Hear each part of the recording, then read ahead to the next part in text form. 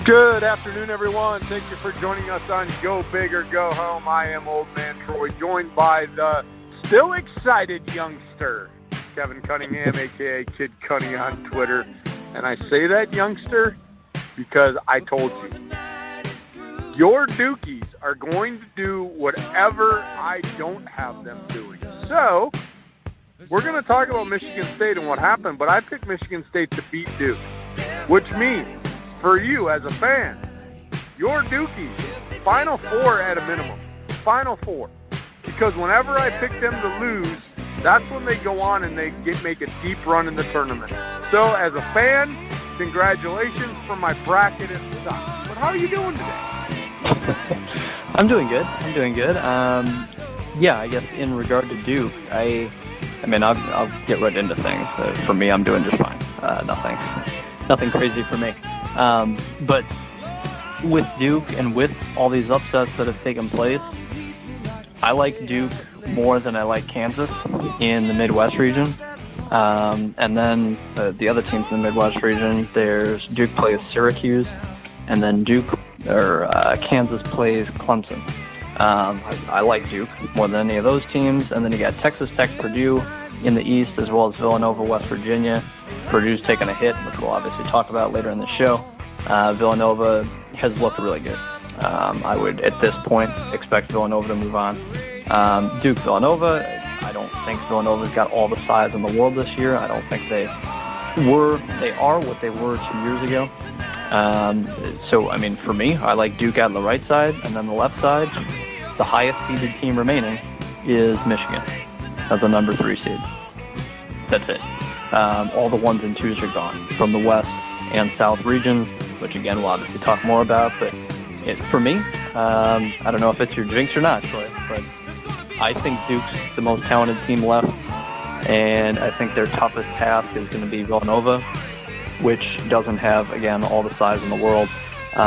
So I think it's up to Duke if they want to win the whole thing. Otherwise, if they lose, it's going to be on them. I don't think someone's going to be completely outplay them. I think they'll be able to look themselves in the mirror, much like Michigan State will, and say, my God, we blew this chance. We had, 30 minutes to score 2 points and we couldn't do it. That's basically what it seemed like for Michigan State. But otherwise, I'll get into actually the NIT, Troy, unless you've got anything else you want to say. Nope, I have nothing else. I mean, we're going to cover a lot today, so we don't need to hear about my babble before we get right into basketball, so take it away. Sounds good. So the NIT, like we mentioned a week ago, Penn State got a 4 seed, and Nebraska got a 5, and which meant that Nebraska had to travel in the first round to Mississippi State. They lost 66-59. Boom, season's over. We were curious to see how these teams would come out, and I honestly did not watch Mississippi State-Nebraska game. But in general, I think that Nebraska is a good team. NCAA tournament worthy, I think so, just based on the team they are, not the resume. So this loss, to me, doesn't do anything. But that's Nebraska season. It's done and over. Penn State. Well, I think, hey, youngster, I think what happened here is what I kind of talked about. Mm-hmm. Probably a hangover from the disappointment of not getting in the NCAA tournament. Yeah, maybe. This is exactly what I thought was going to happen in Nebraska. I thought they'd come out flat because they really didn't care. They're not in the NCAA tournament. They had a good year. They're a decent team. We've talked about that. I'm not surprised that they lost in the first round of the NIT. I figured as much, just because they're probably very disappointed that they weren't one of the teams in the big dance. That's all I got. Yeah. Mississippi State also advanced to beat 1-seeded Baylor in the next round. So they're in the, what is that? The Elite Eight, I guess, is what it is. Yeah, Elite Eight. But Penn State was a 4-seed, hosted 5-seed Temple, won that game 63-57, and then they went to Notre Dame, the number 1 seed in the region, and won that game 73-63. So Penn State's in the Elite Eight against good old Marquette, Troy. So that'll be, I'll be happy for either team that wins that game. Marquette's been my second favorite basketball school for quite a while now. But yeah, Penn State having a nice little run, upset the 1 seed, did what they should have against Temple. So Penn State's continuing to cruise, and honestly, it's Penn State. I think they could win the whole thing. At the same time, Marquette's got an explosive offense. They could lose to Marquette on it's March 20th they play, which would be Tuesday. So yeah, I'm really torn there. I'm torn, youngster. Marquette was in my backyard. I almost went to Marquette, but I ended up going to the wonderful University of Wisconsin-Whitewater. But yes, I almost went to Marquette. So I follow Marquette basketball, and it's like right in my backyard. But I'm going to tell you this. I actually feel pretty good about what I do on this show and what I do as far as hosting sports radio, because Penn State is doing basically what I said. They're going to come out gangbusters. They've been playing good basketball. They knew that they screwed up early in the season. It's totally different mentality than what Nebraska had. I am very surprised, however. I did not think they could get by Notre Dame. I really didn't think they could get by Notre Dame. Congrats to Penn State. So here's the thing, youngster. We talked about Penn State in the beginning of the year. We thought that they were an NCAA team. The way they're playing now, why couldn't they do that in December and January? Yep. If they would have played like this then, we might be talking about Penn State in the Sweet 16. Maybe. I mean, they're a good quality team. Maybe they would have advanced out of the first round, lost in the second. But if they were playing like this back in February, we would have been talking about Penn State in the NCAA tournament. This is the team you and I thought they would be. And that's what I had said last week. I thought that Penn State would come out with something to prove. And they have. So it's just, I'm going to be torn. And really, I can't lose. If Penn State wins, great. Big Ten, we do a Big Ten show, awesome. Way to go, Penn State. Keep it rolling. Marquette wins, hey, school that I follow. They're in my backyard. I like them. So to me, I just want to see a good basketball game. What about you, youngster? Yeah, I think it'll be interesting. I know Marquette will want to run it up and down the court. Penn State will be willing to do that. They're not going to, I don't think, want to for 40 minutes. So I don't think it'll be in the 90s. Marquette played Oregon, who also loves to get up and down. Marquette beat them 101-92. It's insane for a college game to go 101-92. But yeah, Penn State since January 20th. I'll say who they lost. Reminds me of the old Loyola Marymount days, probably before your time. Yes, it was. But yeah, I love that You probably style. remember being a young guy and a basketball guru. You probably remember Hank Gathers. And, you know, the story, I mean, there's been movies about Hank Gathers. That was in my young years, when I was younger than what you are now. But yeah, that was Loyola Marymount in college. They were throwing up the 100 dimers all the time out there. Yeah. That's all they did. They didn't care. They didn't care about defense. They just wanted to score. Yeah, the 40 minutes of hell. I love Loyola Marymount. I love that style. When I mentioned Missouri, I think on the show a week ago, it might have been this show, they have one of Loyola Marymount's assistant coaches at the time. He's their head coach now. So Missouri, or not Missouri, he went to Missouri, and then he is at Arkansas now. So Arkansas loves to run up and down the court. I love that style. It's just entertaining to me. But in any case, Penn State, I just wanted to mention their losses since January 20th, after January 20th, at Michigan State, at Purdue, at home to Michigan, at Nebraska, and then Purdue in the Big Ten semifinal. I mean, you're not losing to bad teams. So part of it, I mean, give Penn State Nebraska's schedule, they're going to put up a gaudy record. Give Nebraska Penn State schedule, and Nebraska probably goes 9-9, just like Penn State did. You know, that's just, you can look at records all you want, but if you're having to play the best teams in the Big Ten twice, sometimes 3 times, you know, because of the Big Ten tournament, it's hard to put up a great record, and you had to endure an injury or two. So Penn State, to me, eye test-wise, they absolutely are deserving of being in the NCAA tournament. Like you said, Sweet 16, I don't know. But if you're playing really well, then yeah, you can make the Sweet 16. But so that's all I've got on the NIT. Unless there's anything else you got, Troy. Not a thing. I mean, I'm happy for Penn State. I know people will consider it the consolation tournament, and probably not a lot of people, maybe not a lot of listeners other than Penn State fans actually have followed the NIT. I told you I was going to follow it. I mean, now it's just basically following Penn State and Marquette, but yeah. now they face off. So either way, I'm going to continue to follow because one of my teams will win. I'm guaranteed that. So that makes me happy. But let's move into the big dance, Kevin. A couple of Big Ten teams that we got to talk about. Some probably elated, others maybe a little bummed out, and some that are hurting. I mean, we've got a whole wide spectrum of the teams that were in the NCAA tournament from the Big Ten, so take it away. Yeah, before that, I wanted to get to something that, everyone, I think, wants to hear the story about, and not that I'm going to give a story, but your take on UMBC beating Virginia by 20 points, Troy. I don't know if you saw the game. I don't know if you saw highlights. I have no idea. I was working Atlanta 10, the Big Ten site, during it, and we're a Big Ten site, but we still covered the hell out of the result of that game, and we got a ton of hits on it because of what it was. It was a 16 beating a 1.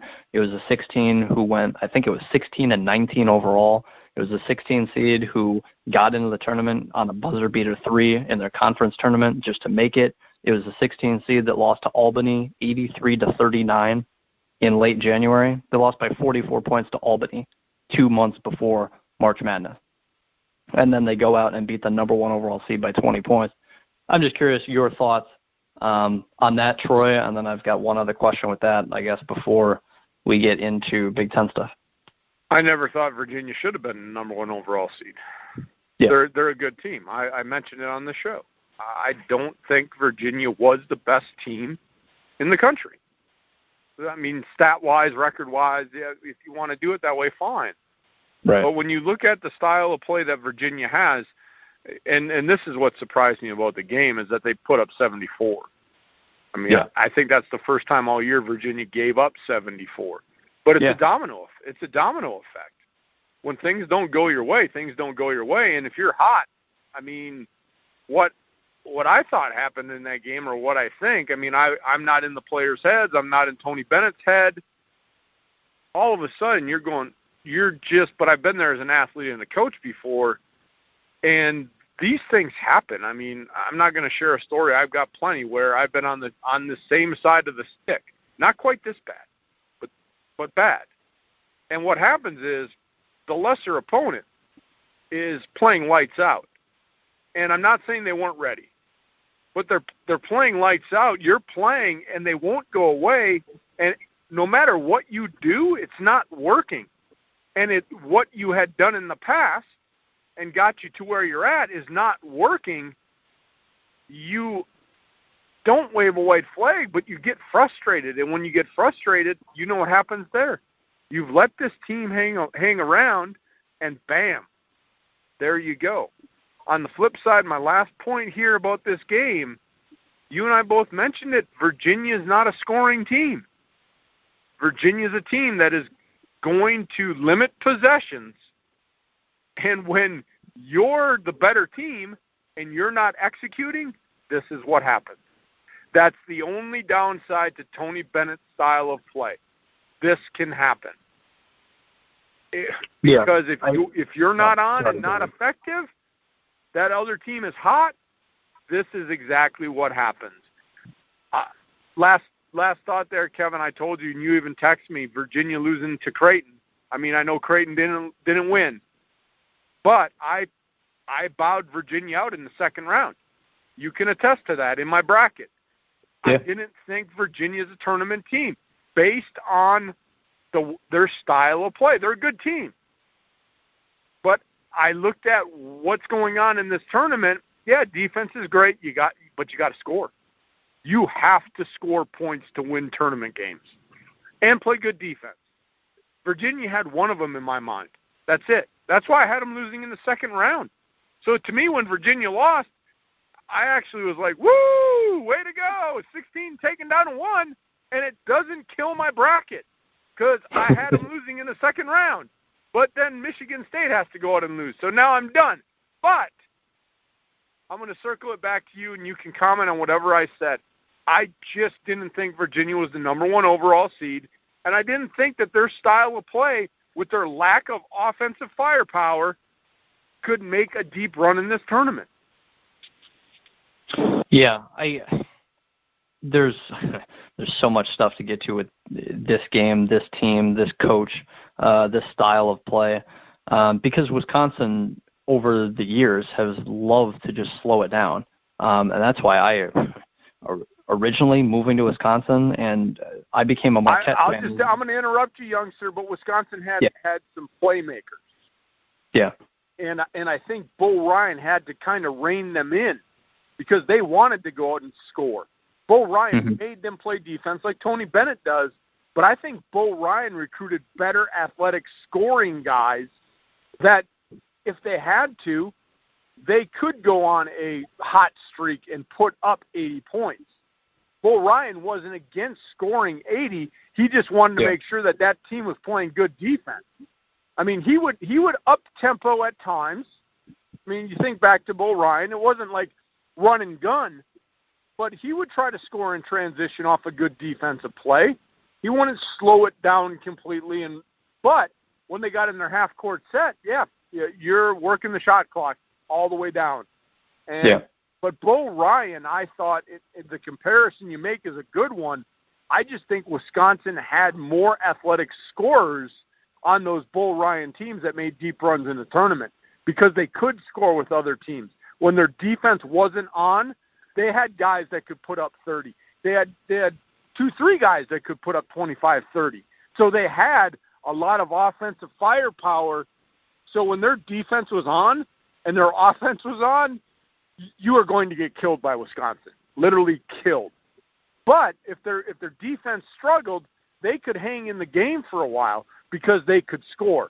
Now, again, those Wisconsin teams, though, they relied a lot outside when they had Kaminsky. They relied a lot on the outside shot, and that's why you saw early tournament exits before the Kaminsky came on the scene because they didn't have a dominant big. And when they couldn't shoot from the outside, they just got manhandled inside, and bam, they were done and over in the second round. So I wanted to interrupt there because I think there's a big difference between the rosters on the Virginia team and those Wisconsin teams that made deep runs. I think there's a little difference, but I think it's an extreme that Virginia plays to slow it down because, like you said, if Wisconsin under Bo Ryan gets a steal and there's a 2-on-2 situation, a 3-on-3 situation, they would see if there's, attack the basket, see if you can get an open look, see if you can get a layup out of it. They would at least try. They weren't complete, just slow it down, completely minimize the game to the number of possessions that each team gets. That's what Virginia does to me. I rarely ever see Virginia, whether it's a steal, rebound, run up the court and try and score a layup. It just basically never happens. So I think that talent-wise, I think like Ty Jerome, Kyle Guy on this team, the sixth man of the year who broke his wrist and he's out for the tournament. You obviously didn't see him in this game. But I think talent-wise, if you put this Virginia roster with Bo Ryan, with any more slow-it-down paced, work the shot clock team, they could score in the 60s, 70s, even get to the 80s. I just think Tony Bennett and this system just loves to just slow it down. And I think that's the real killer in his teams winning 6 games in a row in March. I think that's kind of the issue is that Virginia, obviously, going into this game, 31-2. They can win 6 games in a row against good teams. They did it in the ACC.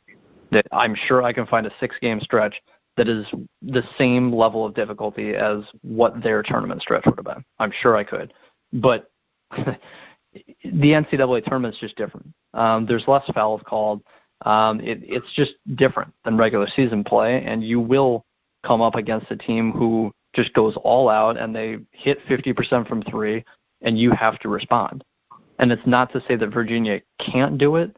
I've hated seeing that, oh my God, you can't win a championship with Tony Bennett. You can't win with this style, because there have been teams like Wisconsin beating unbelievable Kentucky teams, being able to slow it down, wanting to slow it down, not to this effect, but wanting to slow it down. So I don't think it's necessarily wanting to slow it down. I think that in this game, and this is the point I want to make throughout the show, that the three-point ball, I mean, you're getting 64, 68 teams in a field, and it's one and done. You've got one shot. It's 40 minutes. It's not even 48 like the NBA. It's 40 minutes.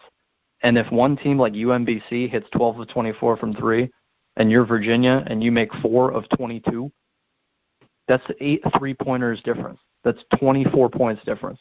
UMBC won by 20. I mean, if you're giving 24 extra points, first of all, to a complete and utter underdog, so the crowd is going to, the hype, the momentum, it's all going to be stacked against Virginia to begin with when the game is just 21-21 at half. That was perfectly fine. The second half, Virginia even scored 25 points the last 11 minutes of the game. At that pace, they're basically scoring 90 for the game. They just didn't do it. When they tried to run, when they realized they were down 15, they tried to up-tempo, shoot threes in rhythm, shoot before the shot clock gets to 10 seconds. It's amazing what happens when Virginia tried to actually score in this game. At a rapid pace, they did it. They would have scored 90 points at that pace, but they scored 54. They scored 21 in the first half against UMBC, who doesn't play fantastic defense. So for me, I mean, Virginia and the three ball and this tournament, the tournament in general, I think that when you have that much of a lopsided difference from the three-point line, and that's how VCU got to, I think it was a Final Four, or no, it was George Mason that got to a Final Four. They were just hitting threes left and right the first 4 games of that tournament. Then in the 5th game, they didn't. Boom, you're done. And that's the case with a lot of these senior-laden, guard-heavy teams that don't have great bigs. It's like, well, whatever. If we can go 12 of 24 from three, good luck beating us, no matter who you are.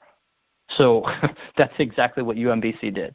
I mean, they didn't just make 54% from the field. They made 12 threes at 50%. So they just shot the hell out of the ball. Honestly, that's how they won. They scored 53 points in the second half against Virginia and that defense. That's insane. I mean, again, 21 points in the first half, 53 in the second for UMBC. That's ridiculous. The system that Tony Bennett plays, you can win at a slower pace. I think they need to not purposely minimize possessions if you're that good of a team, because offensively, efficiency-wise, they were top 20 in the country this year offensively for efficiency. Not points, obviously, because they slow the hell out of the game. But efficiency-wise, they shoot it well. They've got some three-point shooters. They didn't hit in this game, obviously. But they have able shooters. They have able scorers. They just didn't shoot well from three. UMBC did. And that was basically it. Virginia slowed the game down until there was about 10, 11, 12 minutes left, and that's when they started picking up the scoring. That's when they were on a pace to score 90 points in the game if they would have just done that from the beginning. There's no reason to slow the game down against a much less talented team than you. You're just giving yourself more of a chance to be upset, and that's what hurts in this 6-game stretch of March Madness is that if you're the better team, you want more possessions because you're going to stop the other team more because you're more talented. You should, and you should score more than the other team as long as there's a ton of possessions to be had. In football, I mean, that's the issue with overtime is that one team can win the coin toss, score a touchdown, and it's done. It's over. If you give teams 9, 10, 11 possessions, a.k.a. a whole game, it's harder for insane upsets. It's harder for the Patriots to lose by 30 points. But if you give the Browns one possession to score a touchdown against the Patriots, sure, they can march down the field, score one touchdown, and the game's over. In college basketball, you hit 50% of your threes, the other team hits not even 20%, boom, you're done. I mean, it's just one game. So I hated seeing that Tony Bennett got killed for this and that this system absolutely doesn't work. It's like, well, actually, they're the number one overall seed because they completely dominated the ACC and they went 31-2. I mean, they deserved the number one seed in that sense, resume-wise, over the course of the regular season. But it's just hard. Again, the three-point line, realistically. You go 4-22, the other team goes 12-24, you're screwed. It doesn't matter who the other team is. It doesn't matter who you are. You can have the best defense in the country, give up 70 points for the first time all year because the other team just gets hot from three, and you're ice cold. I mean, it was really that simple to me. I guess I've got one other question for you, Troy, unless you've got anything else. I'll fire the question at you. No, go ahead. So college basketball upset-wise, to me, in my lifetime, this was the biggest one.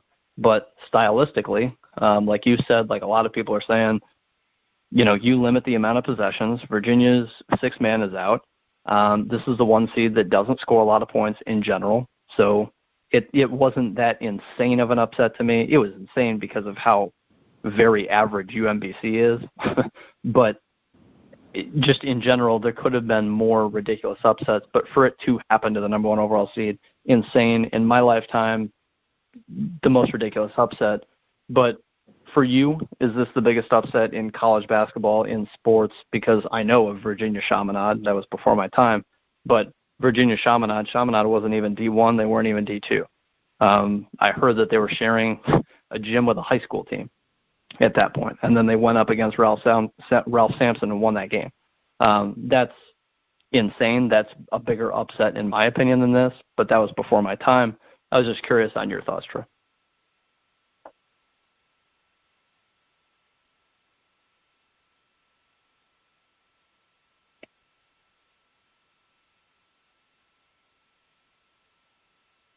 And you might be on mute. Or you might have dropped the call. So I'll move on to Big Ten stuff and wait for Troy to get back in. But looking at the tournament, I wanted to start with the Big Ten team that lost out first, and that was Ohio State, which for most people going into this tournament, we figured that the Big Ten would get 4 teams in. We figured Penn State, Nebraska would not be in this tournament. Ohio State gets in, as they should have. They got a 5 seed, and then you've got 3 other very capable teams to potentially win the whole thing in Michigan, Michigan State, Purdue. That was our thought going into this. But so going to Ohio State draws South Dakota State. And we did our little preview a week ago, Troy and I did. And I said, South Dakota State's got a great player in Mike Daum, but Ohio State has Keita Jeff. And he's going to be an NBA player. I'm sure Daum will as well. But talent-wise, outside of those 2 stars on both teams, I thought that Ohio State just had the better overall team. And that proved to be the case, at least in this one game. Again, it's a one-game thing. You're going to have crazy upsets like we've already had. There's, I guess, a stat I'll bring up in a bit, but with all the upsets that are going on. But Ohio State beats South Dakota State 81-73, and then Ohio State moves on to just the second round, and you already play an underseeded Gonzaga team.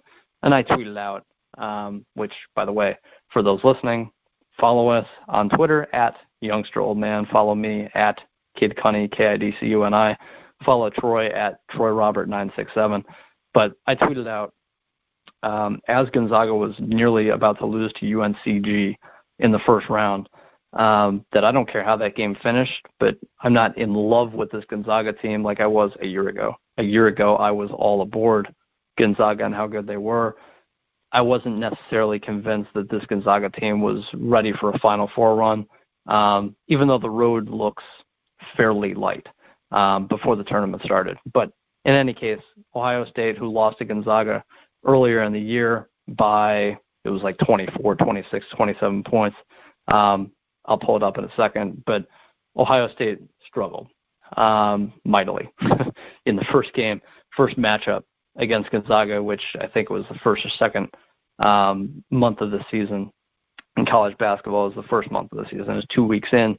They lost 86-59. It was 27 points. So Ohio State got blown out. But then you go into the second round, and you're playing Gonzaga, and it's 90-84. I mean, Ohio State was able to score 51 points in the second half of this game, still lose. In the end, Ohio State just couldn't play defense against Gonzaga, and I heard, Troy, you got back in. I'm not sure if you heard my question with the upset. I heard it, and then my phone, okay. Go figure.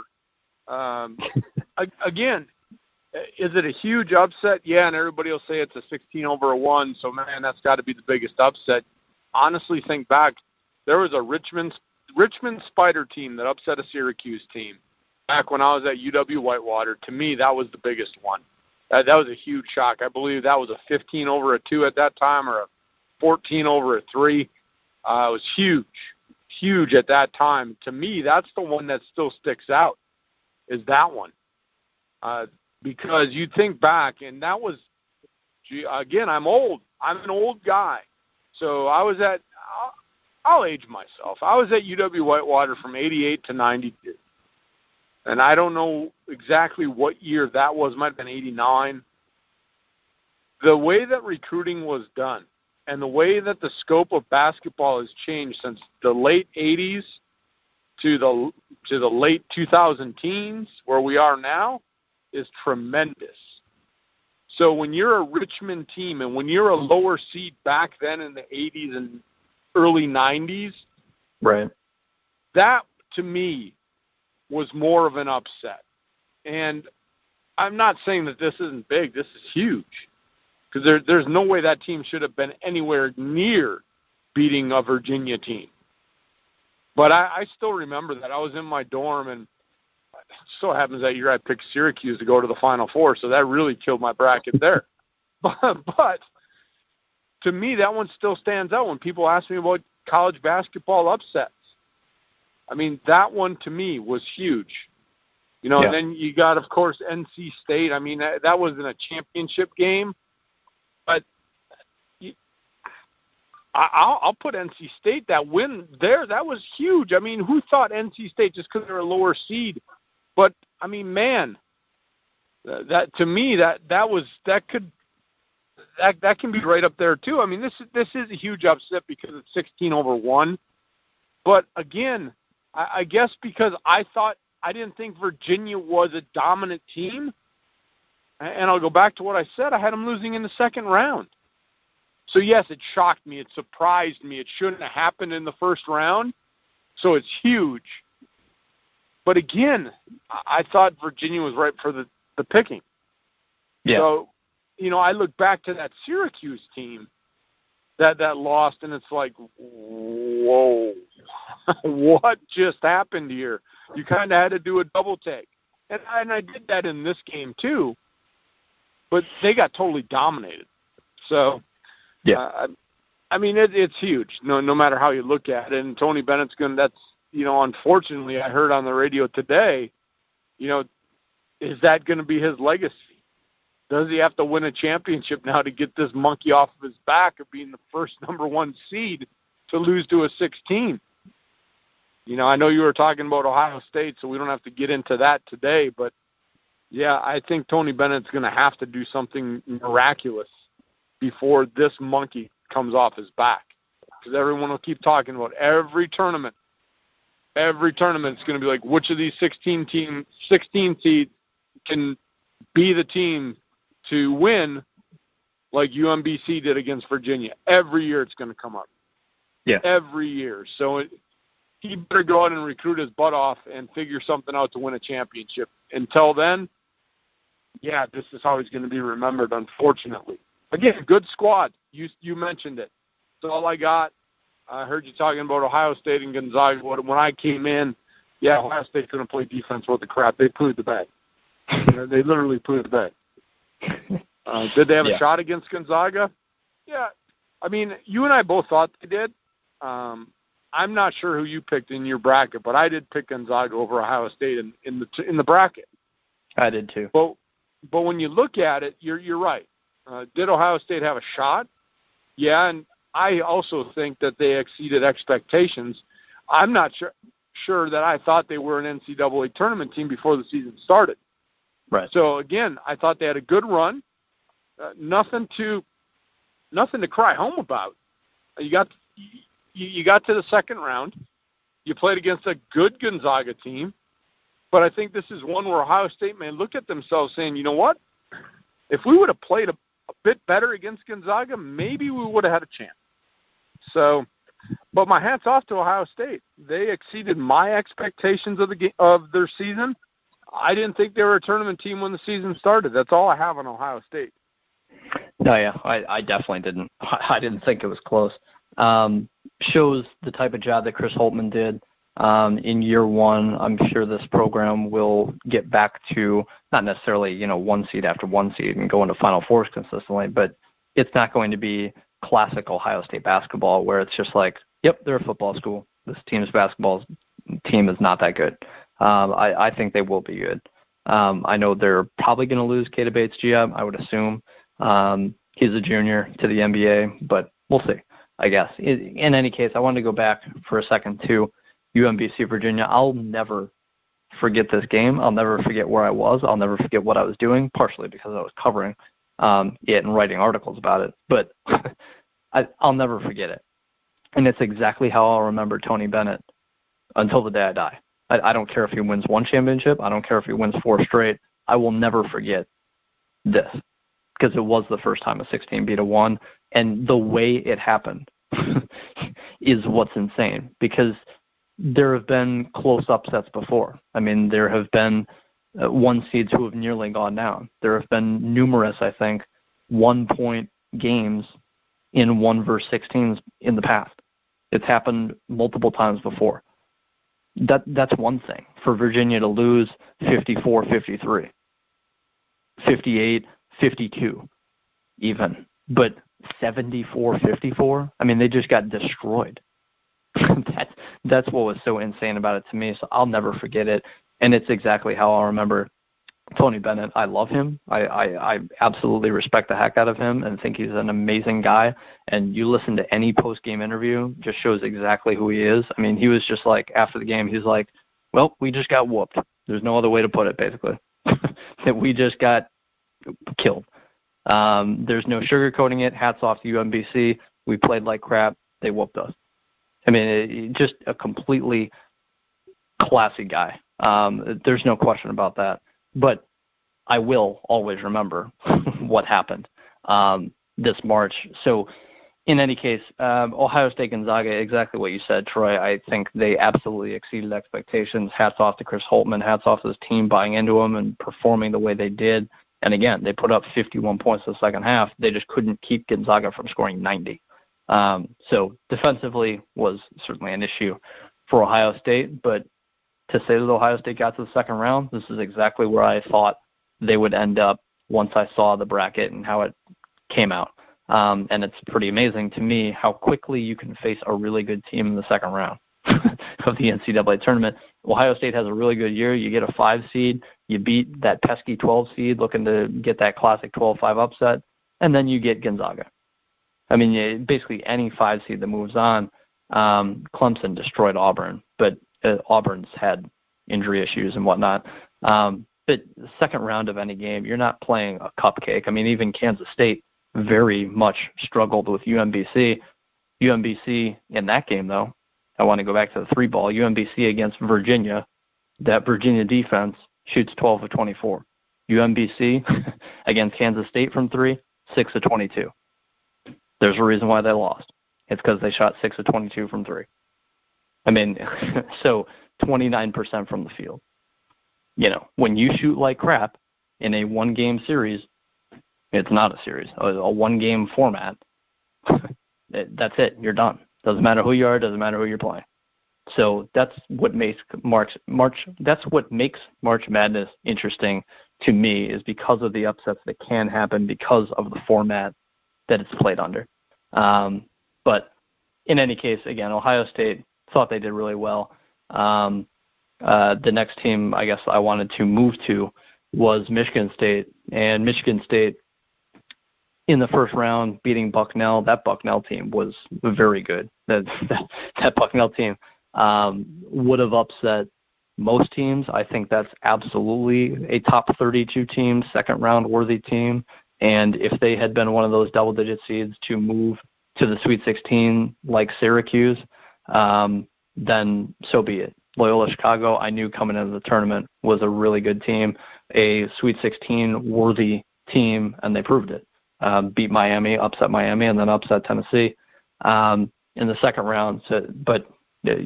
Bucknell was a very good team that Michigan State put 82 points on the board on. So I was expecting Michigan State to basically start their run right there, and then they play against Syracuse. And Syracuse, I think I texted this to you, Troy, every single year it seems like they limp into the tournament. They get an 11 seed, they get a 10 seed, they're a double-digit seed, they make the Final Four like they did a few years ago. It never seems like Syracuse is a 1 or 2 or 3 seed anymore, to me anyway. It almost always seems like Syracuse is just barely getting in, or they're like an 8 or a 9, and then they can absolutely upset the 1 seed in the second round. Part of that problem, and I'm going to say this, is Syracuse also made the move to the ACC. Yeah. When they were getting their top seeds, they were in the Big East. And so we talked about this with Pitt basketball. The move for them into the ACC, it's a different style of basketball. And you still got good old Grandpa Boeheim over there. And I'm not saying that in a bad way, but the guy's been around forever.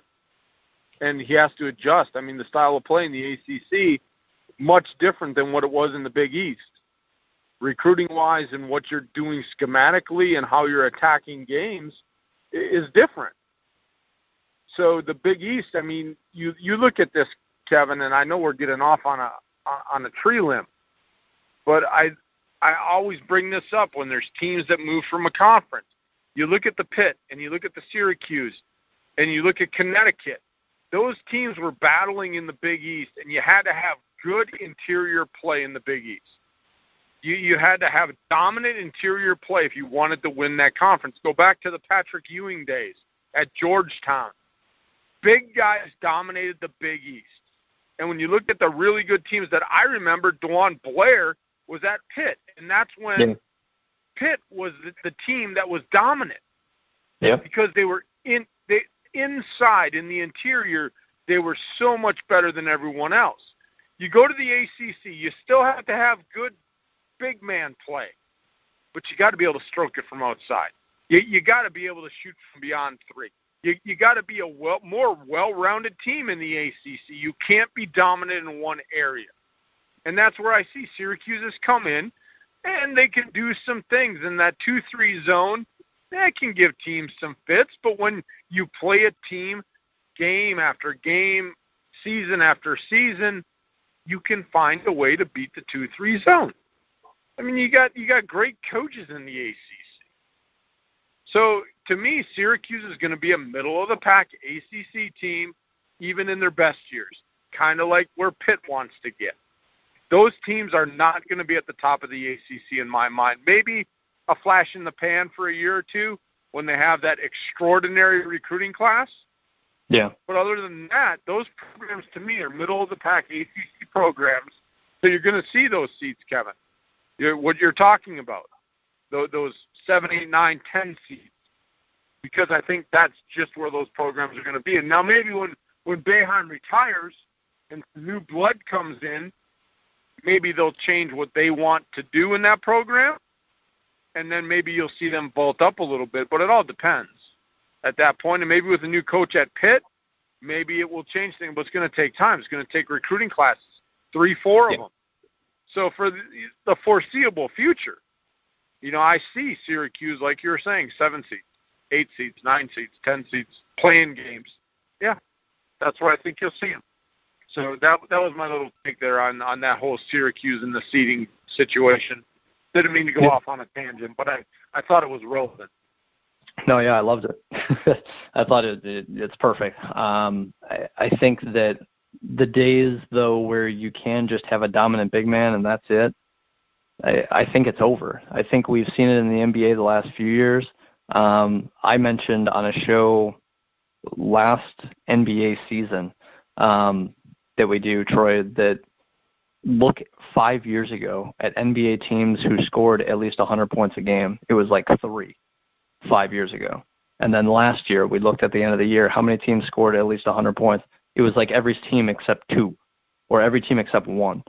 The scoring is going up. The three-point percentage, the three-point shot, the conversion rate at three-pointers is going up. There's just more points. It's that simple. You look at Houston and what they've done, what they're doing now. They're going to be the 1 seed in the West. They shoot the most threes every single year. They're really good every single year. Golden State, why are they the most dominant team, arguably that I've ever seen? It's because why were they the Vegas favorite by more than any other team in any other pro sports history in this country to win the title preseason going into a year? No other team, any other sport has been that big of a favorite. Even Jordan's Bulls, even any baseball, hockey, football team you want to throw out there. This Golden State team going into this year was the biggest preseason favorite to win the title ever. Why? Because you've got the best three-point shooters, 3 of the best 10 to ever do it on the same exact team. And then you've got versatile defenders like Draymond Green. But the top 3 shooters, arguably, in the league on the same team, it's almost impossible to beat because of how unselfish they are and how well they shoot from 3. And you're seeing all these upsets like UMBC-Virginia, like Michigan State-Syracuse. If you shoot 8 of 37 from 3, 37 threes Michigan State took. They made 8 of them. You're going to lose. I mean, there was like a 6-minute stretch where they didn't score a point, I believe it was in this game. They shot 25% from the field, 21% from 3.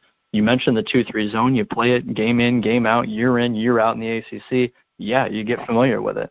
If you're Michigan State and you've got 1 day to prepare and you have a bad shooting night, you're done against Syracuse. I think that's why we constantly see Syracuse near the bubble and you see them pull upset or 2 or 3 or 4 like they did when they were a double-digit seed and made it to the Final Four that 1 year. I think it was 3-4 years ago they did that.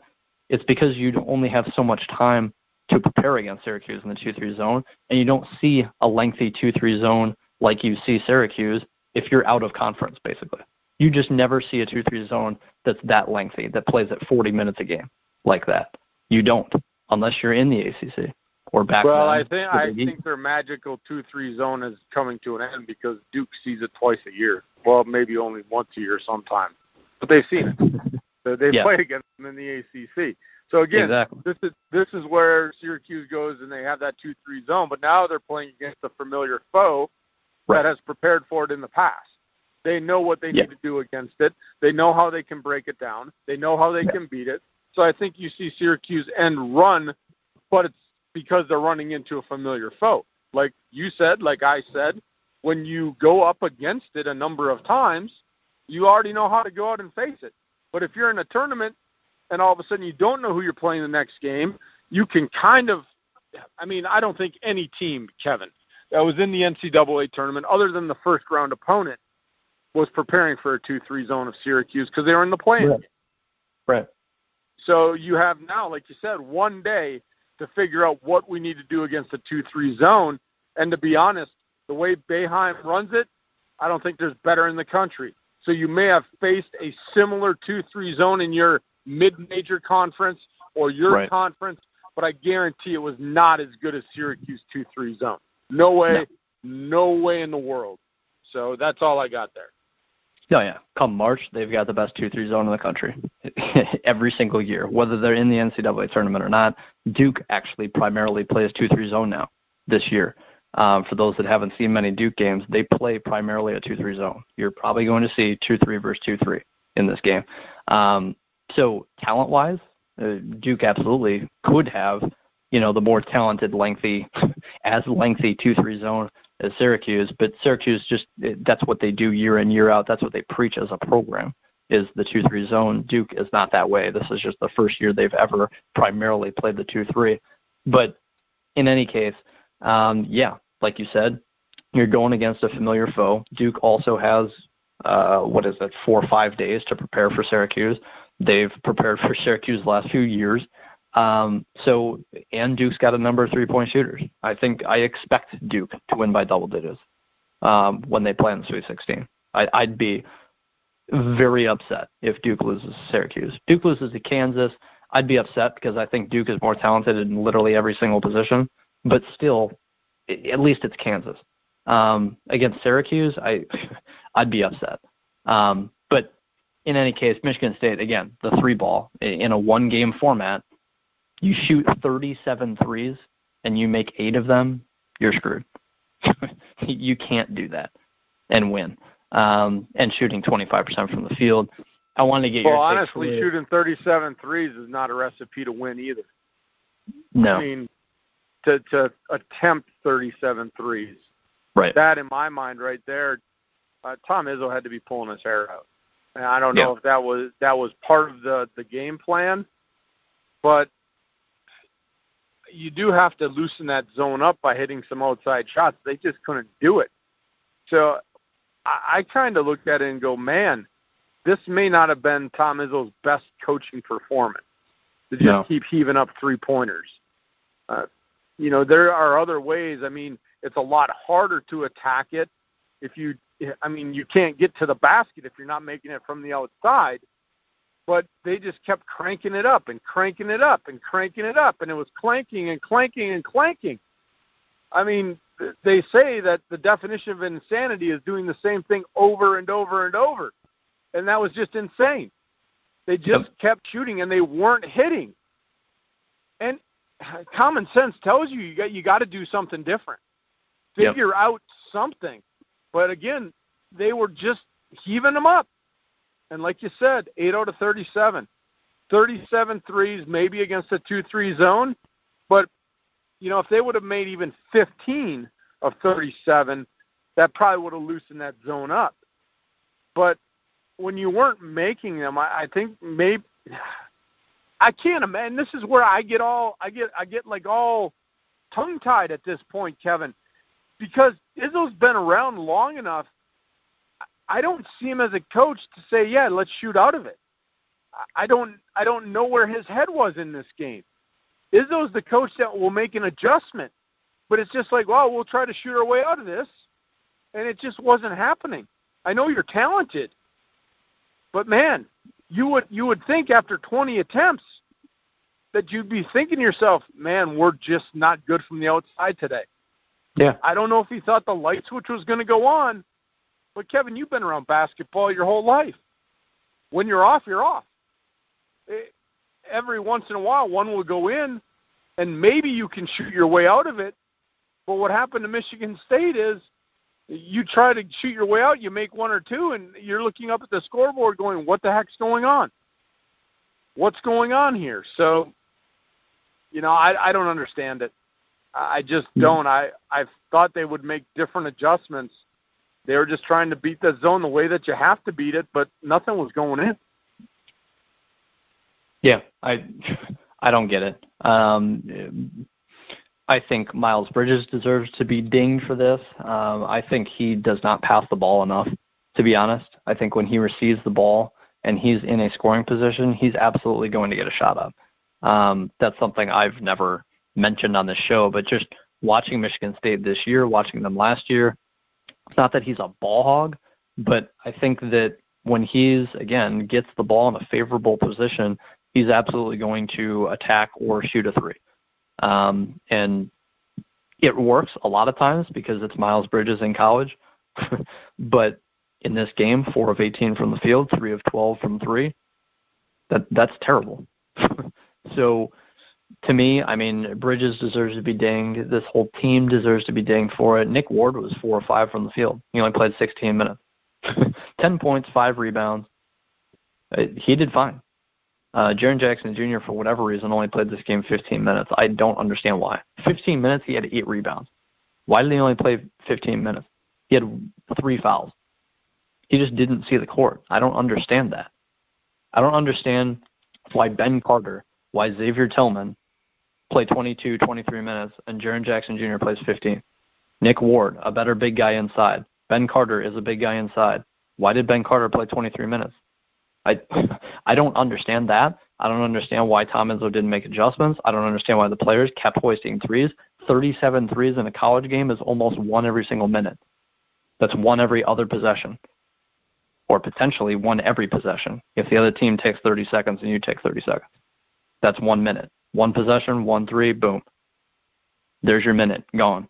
I mean, it's just, it was insane. Michigan State out-rebounded them 51-30, and you still lose the game. I mean, it's just, like you said, I don't get it from a player's perspective. I don't get it from a coach's perspective. I was very disappointed in Michigan State's performance. I don't know, outside distractions or not, I just think they shot like crap, and Izzo didn't make adjustments. That's my take on it. He didn't make one. He didn't make one. So I didn't agree with the lineups, the minutes played for certain players, didn't understand players and how they attacked the zone, because at times you would see, there were a couple times Cassius Winston broke the zone down with the dribble. There were a couple times, and he found an open guy under the basket for a dunk. There were a couple times when they passed it to the middle of the zone, and they got perfect looks from three, and some of them went in, some of them just didn't. But at times, some possessions, they were phenomenal. And it just didn't last whatsoever. So to me, that's on Izzo. There are absolutely a number of ways to destroy a 2-3 zone, even one that's as good as Syracuse's, because Michigan State got some good looks. They just didn't go in. That's fine, but adjust. If your 3 ball is not working. And if you're Miles Bridges, don't shoot 12 threes. Cassius Winston is not a great 3-point shooter. He shouldn't have shot 11 threes. So blame on everyone for Michigan State is my opinion on this. They absolutely should have won this game, and they were playing really well going into this game. They just shot like crap. That's my final take on Michigan State. Otherwise, I'll move on, Troy. Yeah, move on, because if I get going here on the whole Bridges thing, we'll be talking another hour, so just move on. We got 2 teams left, the 2 teams that are still alive. Yeah, I'll start with Purdue. Purdue, the first game, Cal State Fullerton, they absolutely ripped them to shreds, 74-48. That was a 15 seed. They should have done that. I mentioned a week ago, this Cal State Fullerton is not going to be a difficult opponent for Purdue. They just weren't. They're a 15 seed for a reason. They were not one of those pesky senior-laden guard groups who won their conference tournament. Was a 2 seed, not a 1, maybe underperformed a little bit, but ended up showing that they were the better school in their conference in the conference tournament. So they could be feisty, like Bucknell, even though Bucknell just ripped through their entire conference the entire year. But point being, Cal State Fullerton was not one of those teams that could have pushed Purdue, realistically. So they moved on. They played Butler. Butler handled Arkansas. And Purdue-Butler was a really good game. Even without Holtman moving on from Butler, it seems like Butler's always going to be a difficult basketball team to beat nowadays. That's just Butler basketball now, which is weird to me, that they're perennially just a tough team no matter who's coaching them. That's weird, because that means your program is well run, and if you're switching coaches, I don't know. They obviously do a good job recruiting guys no matter who the coach is. So hats off to Butler. But the big issue with Purdue, and we mentioned it, Isaac Haas, a fractured elbow in the first game against Cal State Fullerton, going for a rebound. It was initially reported that he was done for the season. Matt Painter, the school, he was just done. And then a day later, he's like, I'm fine. I can play with this. Give me a big brace, and I'll play with it. And he warmed up with the team. He's practiced with the team. The NCAA did not let him with the certain brace that he tried to play with. I believe the NCAA said no on that. It was either that or Painter said, no, you're out. But regardless, it looks as though Haas is going to be out, even though it appears as though he can play. I don't know how effective it would be. I wouldn't be surprised you see some duct tape around that elbow. He's that type of player. He's going to go, if they won't let him wear a brace, he's going to go find some duct tape, Kevin. He's going to duct tape his elbow so it'll be like a brace, and then nobody can tell him he can't play. That's the kind of kid he is. I mean, he wants to play. He really wants to play. I mean, gee, you fracture your elbow and you're out there trying to play with that pain. I mean, I got to give him the the Big Kahuna Award.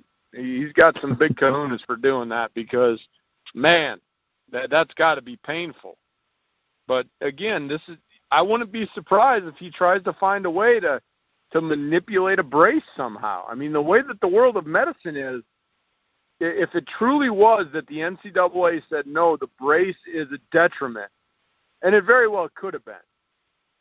The brace could have caused harm to other people, blah, blah, blah. Same in soccer when I coach. When there's an injury, if you're wearing a knee brace or even a wrist brace, any kind of brace, that the officials have to approve it. And they have the final say. So I'll just quickly, as a coach, our trainers might say, this is a brace and this will work and you can wear this. But if you get to the game and the official says, no, I'm not going to allow that brace, you can't do anything about it. You either play without it, right, or you move on. Yeah. And it's the discretion of the official. So, I mean, it never happened to me as a coach, but, for example, the brace could be for one game. That official deems it not safe. You could be in some type of tournament for soccer and maybe go to another game, and that official says, yeah, it's fine. Wrap it up or do whatever you want. It's fine. So that's at the discretion of the officials, at least in soccer. Yeah. I'm not sure how this rule went out, if it came down from the NCAA or if it came down game time from the referees saying, no, that brace is just not going to work. So I want to throw that out there. I think this guy's going to try to find a way to play, Kevin. I mean, if he was warming up, I can't imagine that they're not sitting there scratching their head trying to find some kind of brace that is going to give them the stability so it's not painful, right, to try and go out and play. So I wouldn't be surprised. I know they say he's done, but something inside of me is saying this kid's going to try to play. That's all I got. I'll say this, that we plan on recording another, kind of Sweet 16 preview show, which will obviously talk more in depth about Purdue and Michigan, the last team we haven't mentioned on the show. But in general, my assumption is that Haas either doesn't play or he's extremely limited. This is an elbow on his shooting elbow, his right elbow. Not that he can't, score with his left. He's actually a very good 7'2", bulky offensive big in college. His offensive game is really good and developed, but he's not going to be of the level of what he was, and it's not even really going to be close. If you fracture your elbow on your shooting side, that's ridiculous to me. But in any case, Purdue takes a big ding with this. They have a 7'3" freshman in Matt Harms, who is not the mammoth that Isaac Haas is from a thickness standpoint. Not that this Harms kid is, completely skinny and only an outside shooter. He's thinner for sure. He's not this crazy 3-point shooting 7'3" guy. He's just not as dominant inside as Haas is. He's more of an outside guy. He's probably as good defensively from a length perspective and block shot perspective. He's just not as intimidating as Haas, and nowhere near as good around the rim offensively as Haas. This team has a replacement for Haas. It's just different. This Purdue team is different. It's not to say that they can't beat Texas Tech in the Sweet 16. It's not to say that they can't beat Villanova potentially in the Elite Eight or West Virginia, or that they could win the whole thing. I still think they can. I just think it's going to take a 4-game stretch now where the team blends in with Matt Harms. It works perfectly, and the guards and forwards on this team just completely dominate every single game. You have to get the best games possible from Matthias and Carson Edwards and Vincent Edwards and Klein. All these guys that Purdue has and are capable of doing it, they just have to play lights-out basketball for the next 4 games. Can they do it? Yes. I certainly don't expect it to happen. I think Kevin, what you're saying is what we talked about when they were on that massive winning streak. This is a team that can shoot it from the outside, and they can get great guard play. But that's where it's got to come from now. Basically, they've made themselves one-dimensional. Exactly. So that's how you're going to shut down Purdue now. You got to just have better guard play and you got to be able to shut them down from the outside because they're not going to have it. I mean, they will, but like you said, it's not the same type of inside presence that they had with Haas. So now you're going to have Purdue is one-dimensional from the outside, so they've got to hit their shots. They can't have a cold spell, and that's how they're going to win. And like you said, can they do it? Yeah, they can. Do I expect them to? No, I don't. I've wavered now on my chances of Purdue making it to the Final Four and to the championship game. So I have nothing else on Purdue. Kevin, if you want to finish up with Purdue, I have nothing else to add there. Yeah, that's my last comment is, again, they just have to win 4 games, and they're national champions. So can they do it? Sure. One of them is against Texas Tech, who's not that fantastic. I like Texas Tech. I think they're good. They've got good wings. But can Purdue beat them? Sure. And then if West Virginia gives Villanova fits and upsets them, I'd favor Purdue, even if Villanova wins. It's a guard-laden team. So can Purdue's guards outplay Villanova's guards for one game? Sure they can. Purdue's got great guards, great wings. Absolutely they can. It's just much harder. Like you said, you're one-dimensional. You have an off shooting night, now you're screwed. Because if you have an off shooting night, this is a veteran team who can go into Haas and just dominate inside. Now you're not going to be able to do that. I doubt Haas, even if he does come back, is able to dominate a team like Villanova inside, who's, again, not fantastic on the inside, but Haas at full strength could do work against Villanova on the inside. He's not going to dominate Villanova now. He's not going to dominate Kansas or Duke. He could have he probably could have scored 40 against Villanova. I mean, literally, if they just kept feeding him the ball, yeah, I think he would have had 30 or 40 points. So I just had to throw that in there. It's a big loss because the last point I'll make is even if he does figure out a way to play, he's going to be half of what he was. I mean, he's basically only got one arm. I mean, and how effective will he be rebounding the ball too? That's another part. I mean, we're talking about his offense, but you got to remember the defensive presence that he has to hold teams to one and done. One possession, that's it. Purdue gets the ball back. How strong is he going to be inside to be able to go up and battle against another big? Even though they're skill-wise, he's 10 times better, but he's injured. And you take one more hit on that elbow, and it's going to hurt. Yeah. So we can move on if you want, Kevin. One team left to talk about. Yeah, Michigan. Michigan played Montana in the first round. They struggled offensively. It was 61-47, but their defense is what absolutely killed it, and the doorbell just rang, so Gizmo's going nuts, of course. Is that Gizmo? Yeah, it is. It's all right, Gizmo! Gizmo's going crazy over there. Yeah, Michigan's defense was a story in Game 1 and in Game 2, and this is something we said going into the tournament that Michigan's defense is actually really good this year, and they hold Montana to 47 points. You play against a really good Houston team, you hold them to 63. Of course, that Houston game, I was also working that one. I made a solid amount of money this weekend, Troy, being able to watch college basketball and write on it. It was a very good weekend for me. But in any case, not for my bracket, but for me personally. Anyway, although Duke is in the Sweet 16, so I'll move on.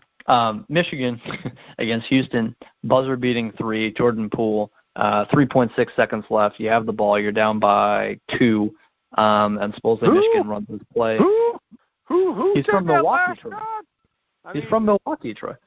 Yeah, well, I'm saying, though, because this is not a guy that contributed a lot during the year, that to me, I think, is what is amazing about that win. It's like, why him? Why him? But, man, it worked. So now I know he's a Wisconsin guy. That's awesome. That even makes it better. But I had to joke about it because that is not a guy that you're expecting to take the game-winning shot at when your tournament hopes are on the line. At least not this year. You know, he wasn't a huge guy that and maybe that's why they said take it, because Houston won't be looking at you. I don't know. But, yeah, it's great. It's great that Michigan won on that buzzer beater. Yeah, that was a phenomenal way to end the night. Jordan Poole, his 12.7 minutes per game. He's a talented freshman. I like his upside. I think he'll be a very good player at Michigan. He averaged 12.7 minutes a game. I'll do it right now. Second, third, fourth, fifth, sixth, seventh, eighth most minutes on the team. So that's your eighth guy. That's your third guy off the bench. Shoots it at 38% from three. I mean, he's a good three-point shooter. But Isaiah Livers, who's another guy who doesn't play much, also shoots 38%. Duncan Robinson, who's a really good player, plays a lot more minutes, 39%. Muhammad Ali Abdur-Rahman, 37%. Mo Wagner, 40%. You've got a number of options if you're Michigan. To go to Poole, to say that this is kind of a drawn-up play for him at that spot, which I saw the highlight of him doing in high school, the same exact looking shot at the same exact spot on the floor to win a game as a buzzer beater, I think that was interesting. That's obviously something he loves. He loves that spot. He loves the moment of taking a buzzer-beating three from that spot on the court. He's done it in the past. He says the team, even now, as a freshman, 12.7 minutes a game, that's their go-to. So very interesting to me. I love John Beilein as a coach. Thought he did a phenomenal job. Obviously, called the play that he practiced, and Jordan Poole delivered. Michigan's defense, again, though, was the story. That's how they won the game, was holding Houston, a good team, to 63 points. Michigan has held Houston to 63, Montana to 47, Purdue 66, Michigan State 64, Nebraska 58, Iowa in overtime gets to 71, Maryland 61, Penn State 63, Ohio State 62, Iowa 59. I think you're seeing a theme here over the last 10, 15, however many games that is. Michigan's defense holds teams down, and you have to get to an overtime period to even score 70. And they've played against, again, Michigan State, Purdue, on the road against Penn State, Ohio State, playing against Houston. You're playing against good teams, and they're holding teams to 50s and 60s. But this defense for Michigan is really underrated. I'll say that much. They don't get nearly enough credit. And again, like I just mentioned, you've got a number of guys who can hit the three. I would have been disappointed if Michigan had lost this game because they just were not hitting shots. Thankfully, their defense picked it up, and they were able to hit a buzzer beater to advance. Well, I'll say this, youngster, though. If people I talked to when we were talking about the NCAA, a lot of people know I do a Go Big show. They were asking about that Michigan game, and I'm like, they're like, well, I'm thinking I'm going to take Houston. I'm like, why are you taking Houston? They're like, or I had people that would say, well, Michigan's going to kill Houston. No, Michigan's not going to kill Houston. Houston wouldn't have been a bad pick. My point here is it was one or the other. People knew about Houston like you and I did, or right. You had the people that didn't follow college basketball and like, well, yeah, I took Michigan. They should kill that Houston team. No, that's a good Houston team. Yeah. I mean, Michigan struggled with them. But this is a team also, Kevin, a Michigan team. You're mentioning their defense, and I'm going to circle back to the beginning of the show. I'm not comparing Michigan's defense to Virginia's defense. But if you look at what Michigan can do, I mean, now granted, against Houston, they weren't shooting well. And actually, offensively in this tournament, they haven't played very well. No. But during the regular season of the Big Ten, if their defense faltered, they can score. Right. You mentioned it. They can shoot three. I just mentioned 5-6 guys who shoot it at a really good rate. So, if they have to move on in this tournament in the next round and they have to score 80, they very well could. Now, the way they played in the first two games, you wouldn't think that. But Michigan has the capability of putting 80 on the board when their defense isn't there. But I think a lot of times you exert a lot of energy when you're playing defense the way they're playing. And you are the basketball guy, Kevin. I played for a little bit, and soccer's the same way. Any sport's really the same way. When you exert so much effort defensively, it can take away from your offensive game. Right. Because you've exerted so much mentally and physically on the defensive end that it does affect you when all of a sudden you go into the offense. And quick soccer relating, you go and you're shadowing a guy, and then you jockey a guy, and you push him to the corner, and you're playing defense for a 15, 20-yard stretch. Then the ball gets crossed, turned over, Now you're expected to make this overlapping run. Man, as a defender, no. I just can't do it. I just jockeyed this guy for 20 yards. Now I got to get into the flow of the offense with an overlapping run. I'm not going to be as quick as I would have been had we won that ball at midfield. No way in the world. Right. And that can happen. So there's other aspects to the game.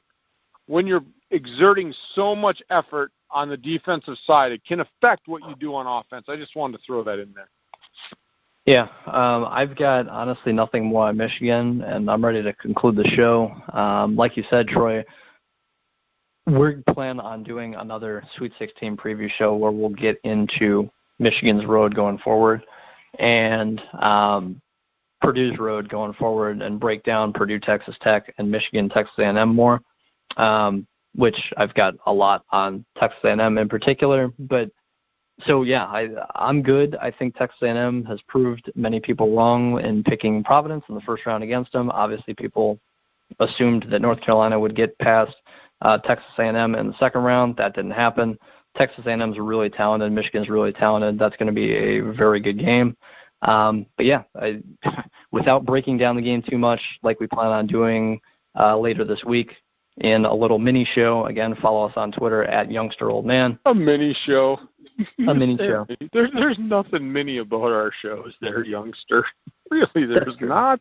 When we get talking, I mean, think about it. All the times I've talked, I've thrown some kind of analogy in or some kind of reference in. You do the same thing. Our mini shows, so those listening in that, you've made it almost, what is it, an hour and a half? You made it an hour and a half? Almost. So you know what we're talking about. Thank you. You know that when the youngster says we're going to do a mini show, it's going to be at least an hour. And for us, I guess that would be considered a mini show, right? I guess. But, I think we're done. I think we've exhausted it. Wednesday's show is going to be a really good show. We're going to break down Michigan game. We're going to break down Purdue. We're going to look at their path to the Final Four. Then we'll take a quick look at all the other games. We're not going to break those games down, but we'll give you a quick glimpse into the other games that are going on, who we think might advance out of the bracket. However, you may not want to listen to the old man. My bracket is, it looks terrible. But it is what it is. That's why it's March Madness. Thanks for listening in, everybody. Make sure you find us on Twitter. At Kid Cunny is the youngster, KIDCUNI. I am the old man. Find me on Twitter, TroyRobert967. We have a couple of polls up on our show handle, which is at youngsteroldman, not related to NCAA basketball, related to other shows that we do. So go check it out. At youngsteroldman, all one word. Thanks for joining in today. We'll talk with you on Wednesday evening. Have a good day, everyone.